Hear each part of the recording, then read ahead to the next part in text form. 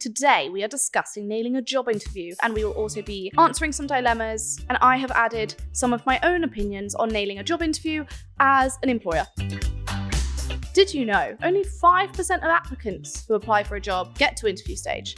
Do you think I should go for it? Well, if you were hiring for TALA, what qualities would you look for? I would recommend looking at jobs that have the title you want, maybe not in the sector you want. I need some help. I have an interview next week with my dream company and I am scared. Think about it. I would never hire someone who didn't have a good interview, not to terrify you. My top tip, if you take away one thing,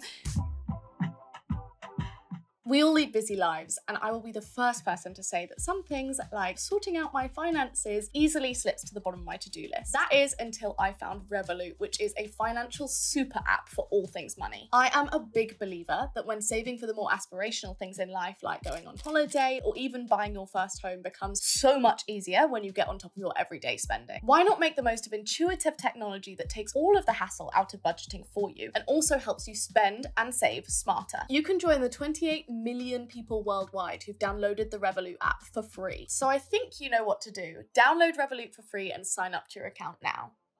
Thanks, guys. Yeah. Is that close enough? You're blocking my logo.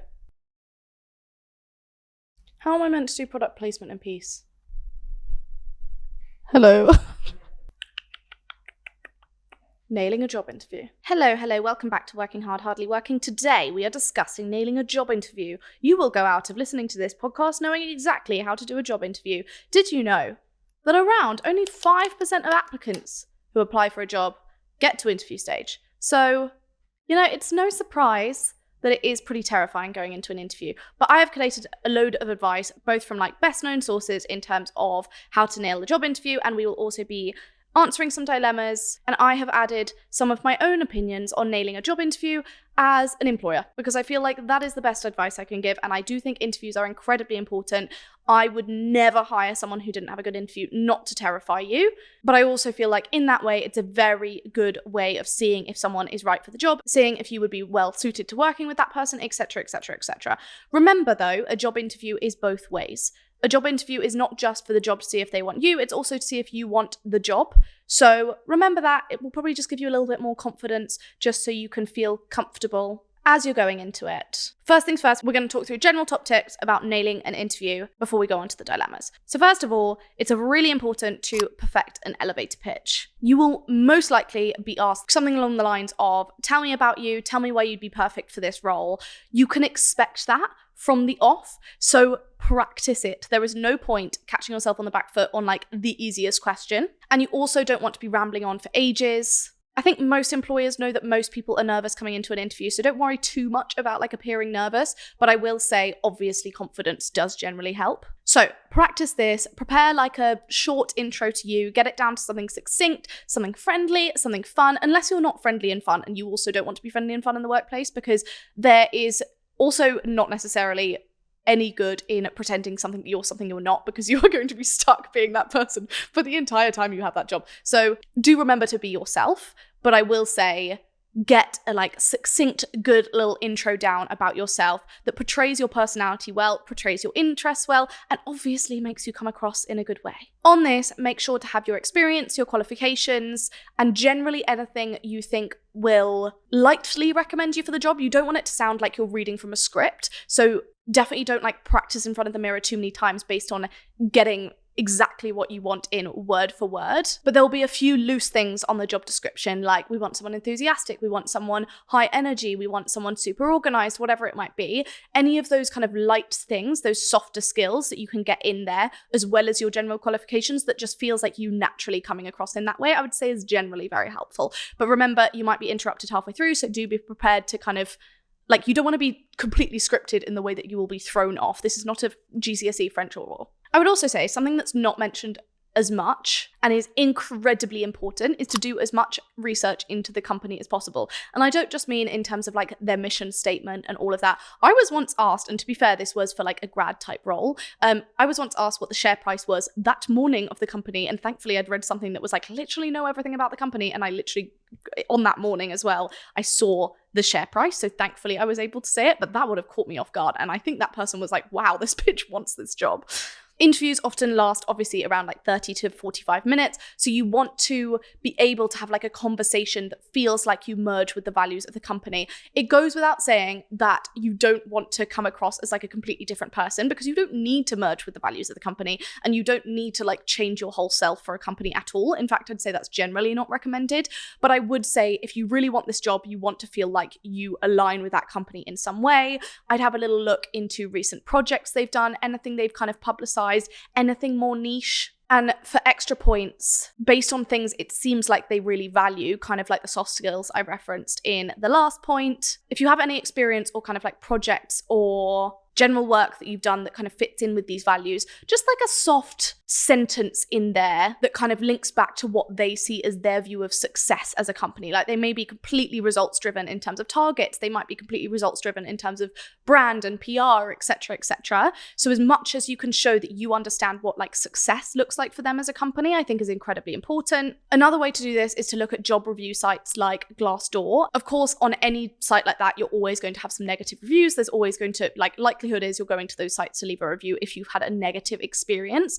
But I would say you're also likely to get a little bit of a feel for what they like as a company, like the types of people they go for, the types of things they encourage, whether that's like really hard working or like in the office all the time or like any of these things. You do not need to change your entire personality to get a job. And as I've said before, I do not think it is recommended. I do not think that a company is a be all and end all, but if you really want a job, I would say this is important. Then my top tip, if you take away one thing, choose 3 things before the interview that you absolutely must have them know by the time you leave the room, and make sure you get them in there and really rehearse those 3 bits. So it could be something about your experience. It could be something about what you're aiming for in your career. It could be something about something really valuable that you brought to your previous job role, whatever it might be. If you have these 3 things, then even if you kind of freeze up in that, you're able to come back to that again and again. And also remember that people usually need to hear things a few times to actually take them in. So if you feel like you have things that are really strong and really appropriate for the role,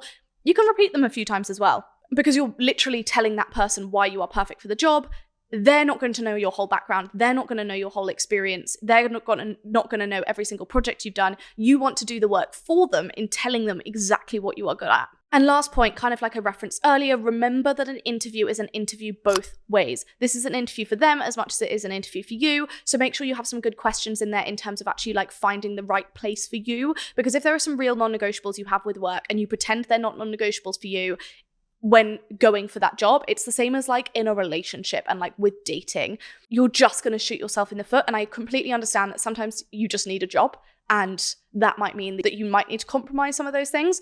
But if you are in the fortunate position that you can be a little bit more direct about what you want and a little bit more selective about that, then I think that is incredibly important. And I would also say, kind of goes without saying, but dress how people would dress at that job. If you don't know what they would wear, generally go smart casual. You can stalk their literal office building on Instagram or LinkedIn and try and see what generally people go for. But smart casual works unless you know it's something that's definitely not like that. Like corporate, go smart. And also from the second you are in that building, be polite and friendly. You would not believe how much you find out about an interview applicant once they have left the building with the other people that deal with them. Do not just be nice to the person who is interviewing you. Be nice to the door person. Be nice to anyone you encounter on the way up. Be nice to other applicants, whatever it might be. You never know when you could get caught out. Right, that's quite enough of me rambling.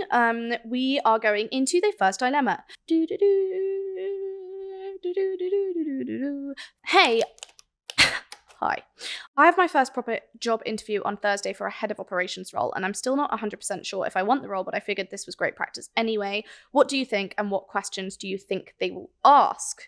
So first of all, I am assuming you are saying you have your first proper interview for this job specifically, rather than the fact that you've got to the point in your career where you're in a head of role and you've never had an interview. But we're just going to roll with it in the way that I would like to see it, and if this is wrong, I am very sorry, but hopefully the advice will be appropriate either way. First of all, not 100% sure you want the role, but figured it's great practice anyway. Agree. If something could be the right role for you, but you're still not sure, give yourself the chance. You might meet the people, you might absolutely love it. I think a lot of the time we're swayed by like the name of a company or something feeling like prestigious or whatever it might be, and it might end up not being the right role for us. Same way, something from a much smaller company might be exactly the right role for you. I'm not really sure I just made sense, but what I really mean is like you don't really know if something is right for you until you put yourself in that situation and do just see if it's right for you. So I'd say always, if you get the opportunity to interview, great practice whether you get it or not. And who knows, it might be fate. You might be there for a reason and it might be the absolute perfect job for you.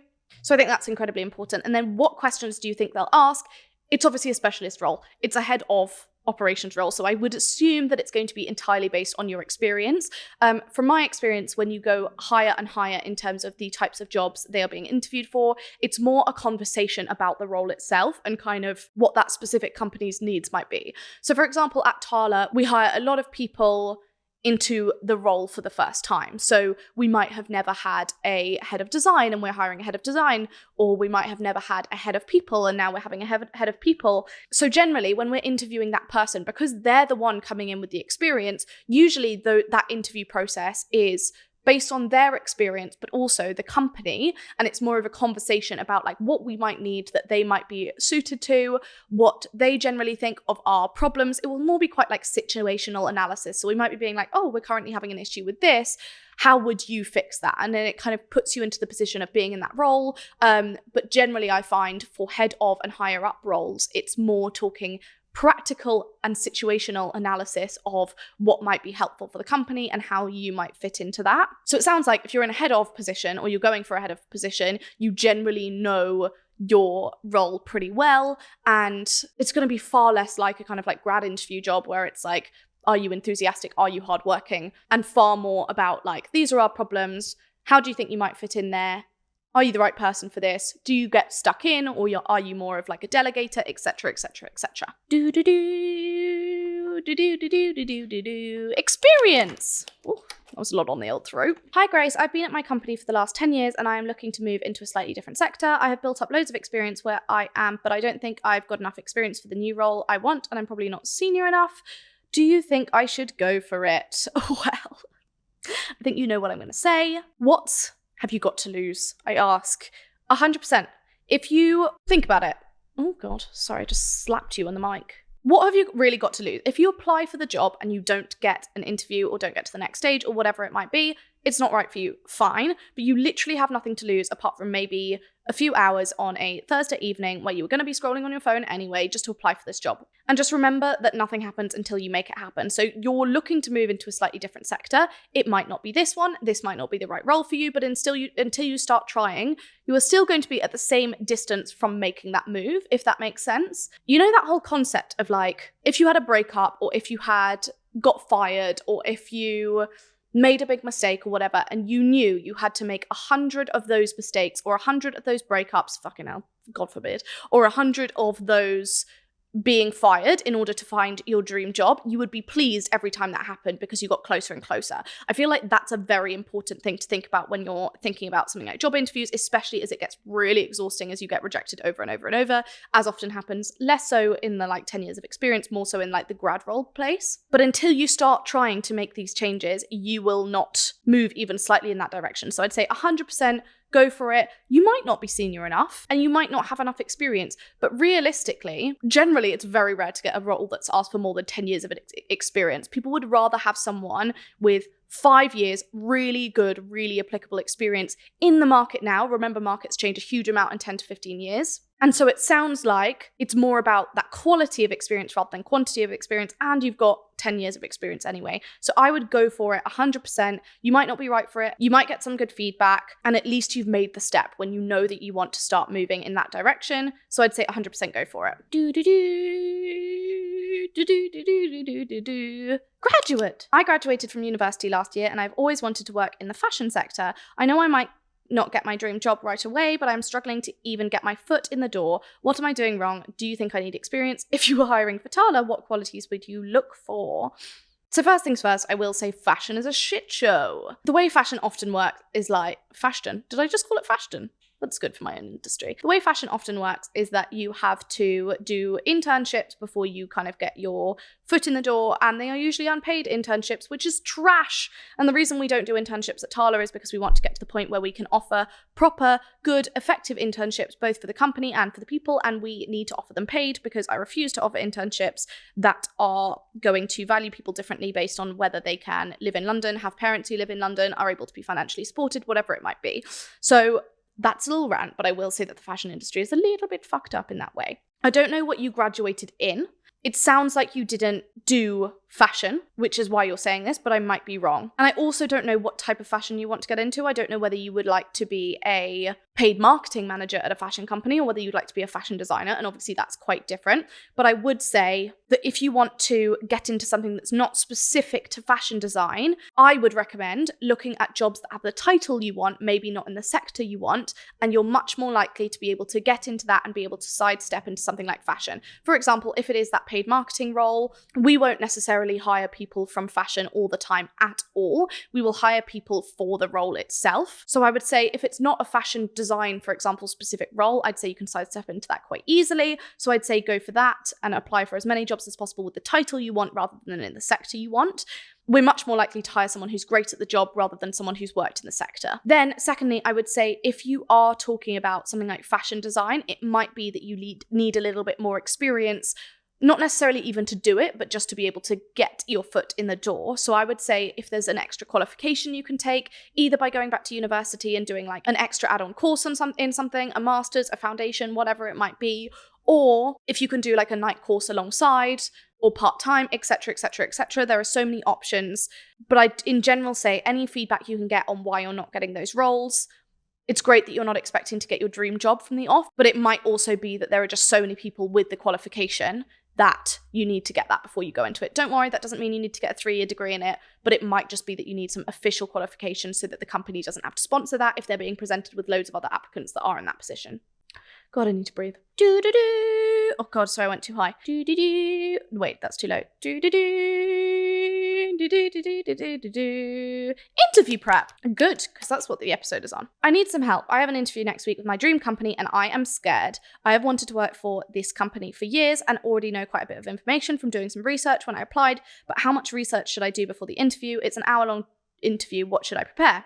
Great question. Hopefully I've already generally answered this in this episode, but I will answer this specifically. Great that you know a lot about the company. I would look for up-to-date information, general things they're doing on LinkedIn, Twitter, social media, so that you can really show your enthusiasm. It goes without saying that interviewers and companies in general love to be complimented. I think they generally feel like if you're a big fan of the company that you're more likely to stay there longer because you love it and you feel like you're in your kind of dream role.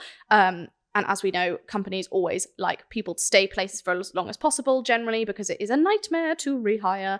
So I would say, first of all, you're already in a great position. I would say that you can pretty clearly show your enthusiasm. I wouldn't say that's all you want to show in the interview. You don't want to just be like just a fangirl, but actually kind of not talk a lot about your experience. Remember that your experience and what you're bringing to this is what you should be talking about most, but maybe find parts of that you can link up to things that you know they do or things that you know they value or things that you know they see as their view of quote unquote success, as we kind of talked about before. So it sounds like you're in a great position already. I would just make sure that you don't spend too much time talking about how much you love the company at the expense of talking about what you are actually bringing to the role. Because I assume you are not interviewing to be a fan, you are probably interviewing to actually do some work. So I would make sure that's there. And in terms of what you should prepare, hopefully I've already answered this in this episode. Job interview fashion. Interesting title. Hello, Grace. I have my first in-person interview since COVID. I'm used to living and working in pajama bottoms. Help. What should I wear? What would impress you? I'm really conscious I don't want to stand out, but I also don't want to look boring. I understand. So as I kind of mentioned before, I think it's incredibly important to dress probably how people in the company you work will dress at, but I would stay on the smarter side of that. So I would generally maybe not go with a crop top to an interview. Sorry, I know probably some terrible undertones there, but I would generally say it's just not worth the risk, even if people might wear that in the office. If they don't, you're fucked from the second you walk through the door. So I would just make sure you go on a little bit on the smarter side of what they already wear. In terms of what would impress me, I very rarely look at what someone's wearing to an interview unless it's like completely off kilter. So I would just bear that in mind. Try to dress as close as possible to what you think people will wear there. Maybe have a little look at their LinkedIn, maybe have a little look at their Instagram, maybe have a little look at the office building and like the photos you see, or whether they work in like a workspace or whether they work in like a WeWork or like whatever it might be. It can give you a little taster about how they approach work dressing. It's probably more likely to be a little bit more casual if they're in a joint workspace and a little bit more corporate if they're in like an office building. Definitely don't go in your pajama bottoms. Oh, gurgle. Definitely don't go in your pajama bottoms. But yeah, don't overthink it. Go smart casual if in doubt. Even if it's a really casual office, they're not going to care if you come looking lovely in a pantsuit. Just be confident about it. Fun fact. Okay, we've done the dilemmas. I feel like I'm presenting a children's TV show, but we're just going to have to deal with that. So that's all for the dilemmas for today. I want to end out as I always do, she says, having done literally one solo episode before, with some fun facts on job interviews so that you feel like you go away from this episode feeling educated and inspired and enthusiastic and alive, awake and alert. So 77% would help if I could speak. 77% of recruiters see grammatical mistakes and typos as deal breakers. Roughly 40% of people lie on their CVs. I would say an outright lie is not recommended. Do not do anything you can get caught out on. However, I have known people to say, rather than like assisted in creating presentations, said created presentations because you probably have the skill. Apparently, you only have 7 seconds to make a good first impression, but that seems terrifying to me. Maybe don't think about that one. Millennials and Gen Z will comprise 75% of the global workforce by 2025. That's just a fun fact for you. On average, 118 people apply for a single job. Whoa. That's a whole lot. I would also say in general with job applications, we keep some of our applications only up for like 24 hours because often if a company has a big LinkedIn following, they get filled up pretty quickly and it's better to shut it down and then open it again. So I would say anywhere you really want to get a job, put notifications on for that. I don't even know if you can put LinkedIn notifications on. Maybe literally check it once a day or twice a week. Then, last fun fact, 90.6% of employers prefer their candidates to have work experience. Nearly 91% of employers have stated that their preferred candidates had work experience. Specifically, 64.5% indicated that they preferred candidates with relevant work experience and 26.1% that they preferred work experience of any type. Only 5.1% said that work experience isn't a significant factor when hiring. And I feel like that is terrifying because then it makes you feel like if you haven't done this exact job before, then you are already on the lower hand. And I wouldn't say that is always true at all. Just remember that someone's going to have to pay a premium for someone coming in from that exact job. You're likely to hire someone who's coming from a rung lower or a sidestep of an industry. That's not going to mean that you're going to pay as much of a premium on that person. So don't think you have the lower hand, I would say, when it comes to like maybe applying for a job that you haven't done specifically before. Just go for it. What's the worst that can happen? 47% of recruiters said they would reject a candidate who had little knowledge about a company when they're applying. I also think this is not actually about knowing the company. It's like how you do anything shows how you do everything. It's kind of like if you don't revise about the company for a job interview, then like you're going to prepare badly for all other work, is how I see it. Maybe that's wrong. The average interview process in the UK takes 27.5 days to complete. Not on my watch. I like to hire fast and get it over and done with. And an average job interview will last between 30 and 45 minutes. And that is all my fun facts for the day. I feel like that was an overdose of fun fact. I feel like no one is even listening at this point anymore. But if you are, thank you so much for listening to this episode. Please rate, like, subscribe, whatever the appropriate action is on the channel you are watching. I don't know why I'm sitting like a teapot. I have nothing else to add. Hope you enjoyed this episode. I hope you learnt a lot. If you didn't, please leave a hate comment down below. And I hope, as always, you have a lovely day. Oh, my fingers hurt. I've been leaning on them. Do do do do do do do do do do.